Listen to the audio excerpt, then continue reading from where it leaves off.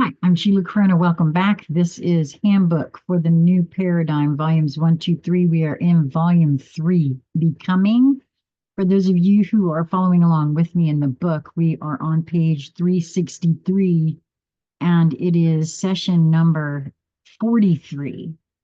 And it begins the process of lifting the mass consciousness out of its long-standing morass of controlled attitudes and thoughts concerning what is necessary to experience as a human is progressing toward a shift in focus.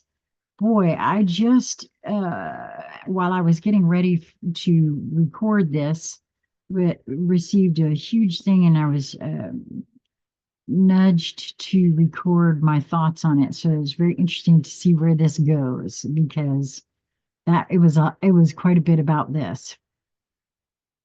It is necessary that there be formed what might be called an enlightened or knowledgeable nucleus.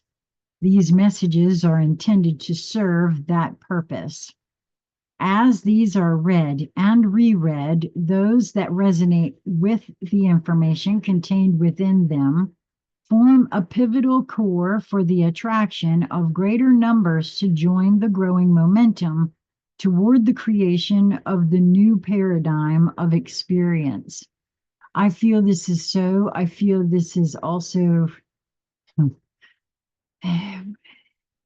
in part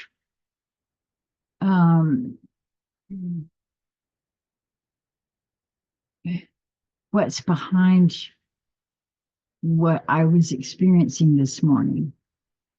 I know that didn't make any sense. To desire change is one level of involvement. But to desire change within a feasible format that is based upon a logical sequence that allows for a group consensus of agreement brings about a momentum that has within it the promise of success. As the momentum begins to build within this focused core of belief in the success of the process that is now well initiated, it is not experienced by these same individuals seeing the actual results, for those are and will continue to be unknown from a practical sense. It will be experienced instead as an inner knowingness that all is working exactly according to plan.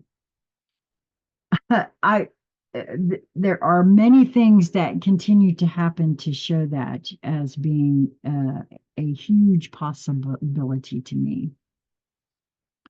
Though mankind has long sought to observe and control as many aspects as is possible within their life experience, in this case, it is known from the beginning that it is necessary to, quote, trust the process.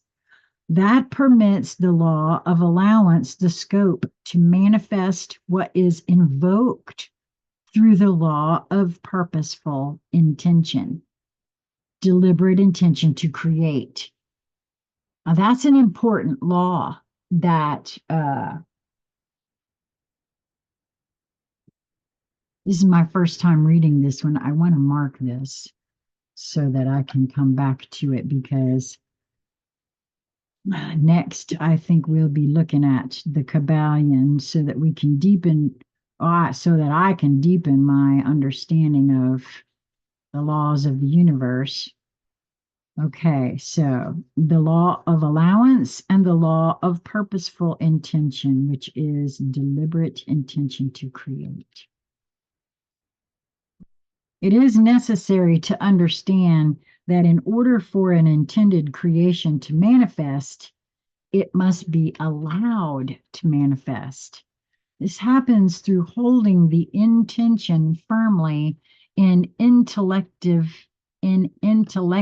view, in the full faith and anticipation that it is already in energetic thought form, and deliberately drawing to itself the molecular experiential format that will allow it to come into perceivable reality. Holy crap.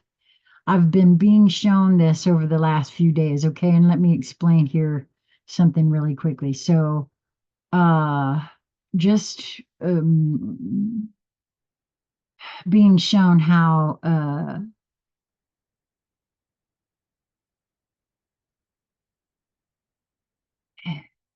in a paranormal sense, in order for something to materialize, the energy comes from somewhere, and it always gets cold, extremely cold, right? Just before an apparition materializes. So there's something about that right here with it being you have to, okay, so hold on. This happens through holding the intention firmly in intellective view in the full faith and anticipation that it is already in energetic thought form, and deliberately drawing to itself the molecular experiential format that will allow it to become perceivable reality.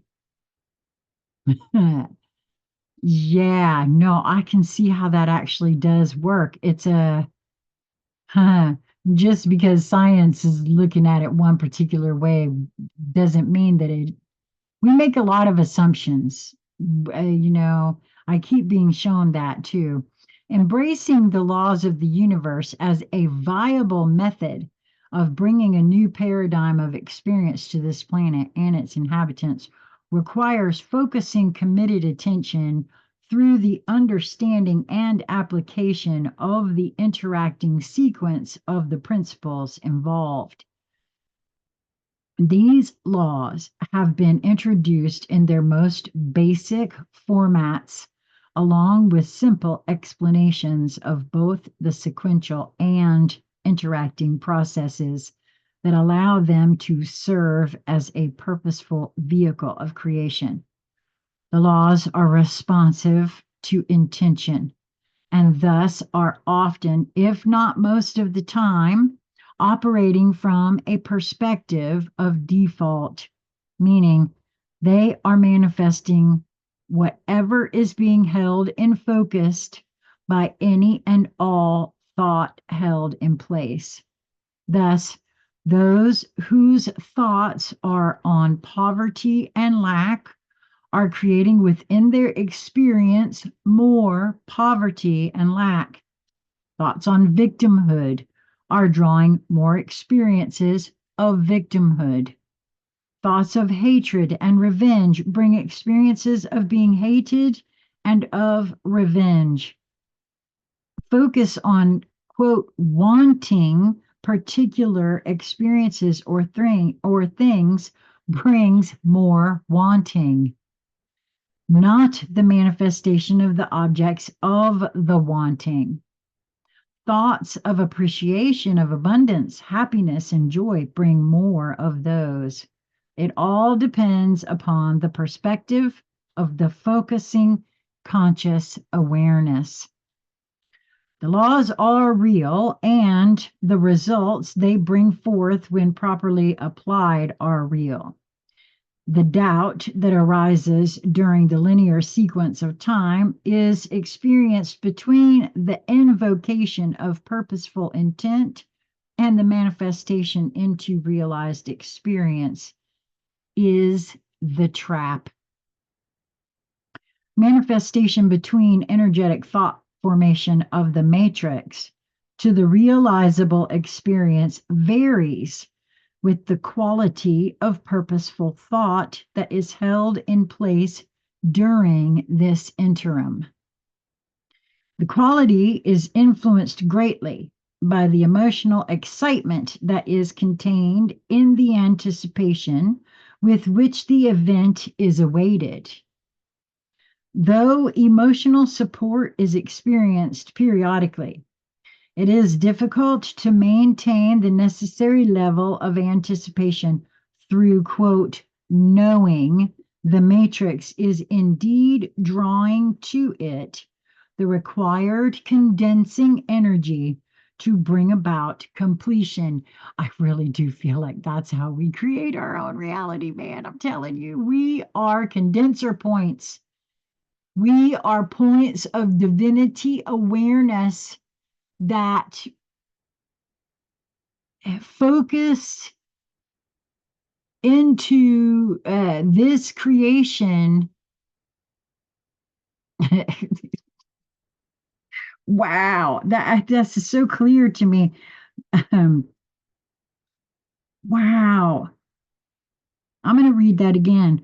Though emotional support is experienced periodically, it is difficult to maintain the necessary level of anticipation through, quote, knowing the matrix is indeed drawing to it the required condensing energy to bring about completion.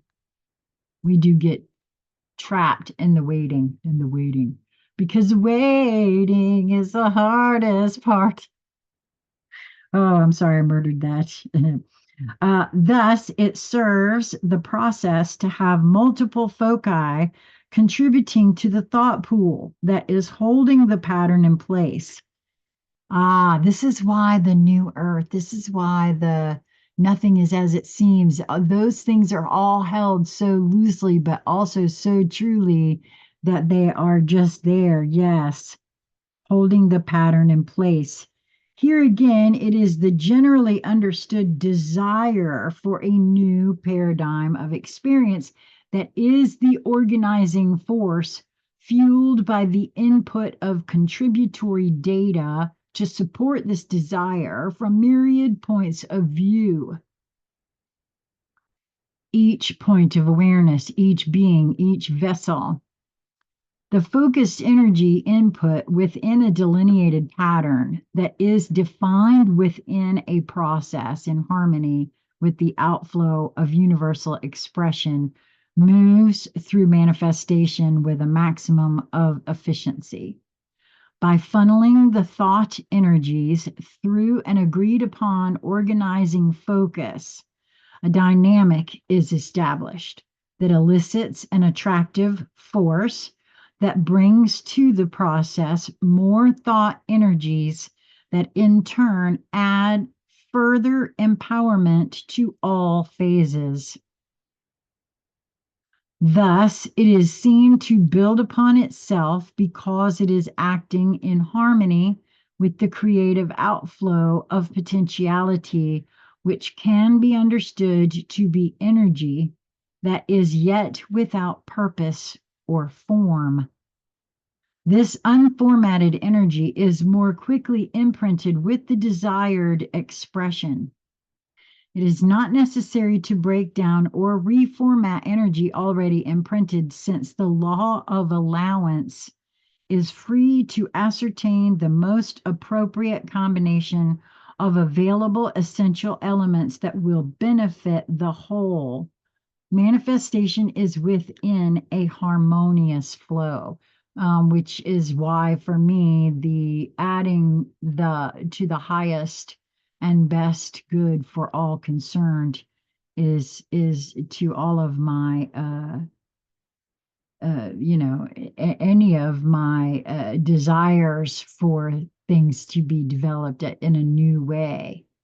I hold that it all be the highest and best for all concerned. It is to be remembered that all manifestation that is attempted, that is contrary to the creative flow that maintains the whole, must by necessity be held tightly in focus within carefully delineated guides. All elements must be contained within the preset guidelines, and error factors must be reviewed and correlations carefully made for any deviations. A monumental difference is experienced between the release of a free flow of energy set into motion within universal harmonious guidelines and the focus required to direct those that deviate from that flow. The laws working together freely have available self direction within the process, utilizing wisdom that is beyond comprehension. That is a decided advantage in the birthing of the new paradigm. Yes, I would say so. Like I said, it especially with the highest and best good for all concerned always being a part of um, you know, my whole feel into manifesting the new paradigm, right? Well, that's it for number 43. I'll be right back with number 44. It will seem like that to you because I release them all at the same time. Till next time, I hope that you will continue to move towards that which brings you joy in each moment that presents itself to you. It is just a matter of your perspective.